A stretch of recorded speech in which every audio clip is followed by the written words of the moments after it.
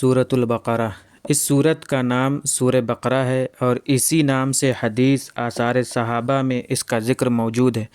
جس روایت میں سورہ بقرہ کہنے کو منع کیا ہے وہ صحیح نہیں ہے۔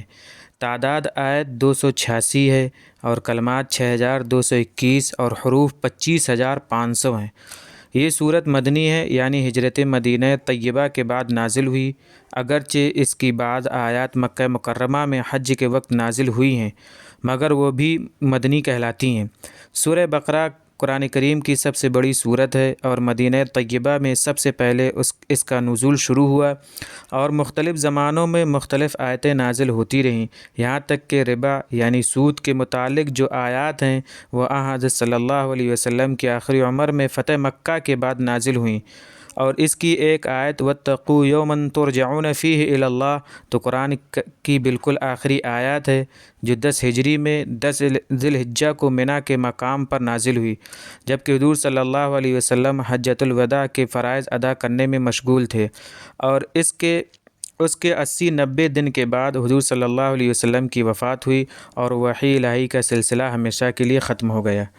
بسم اللہ الرحمن الرحیم۔ شروع اللہ کے نام سے جو بے حد مہربان نہایت رحم کرنے والا ہے۔ الف لام میم، الف لام میم، ذالک الکتاب لا ریب فیہ، یہ کتاب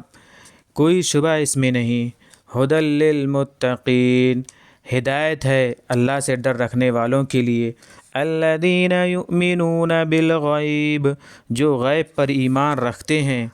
وَيُقِيمُونَ الصَّلَاةَ وَمِمَّا رَزَقْنَاهُمْ يُنْفِقُونَ، اور نماز کی پابندی کرتے ہیں اور جو کچھ ہم نے ان کو دیا ہے اس میں سے خرچ کرتے رہتے ہیں،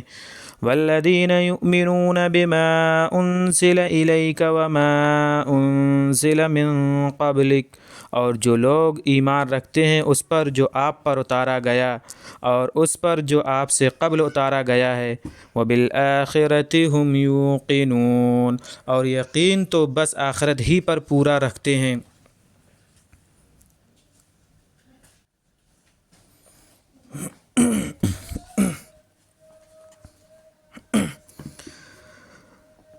اولئک علی ھدی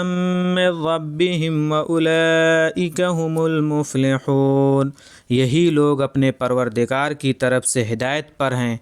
بامراد تو بس یہی ہیں۔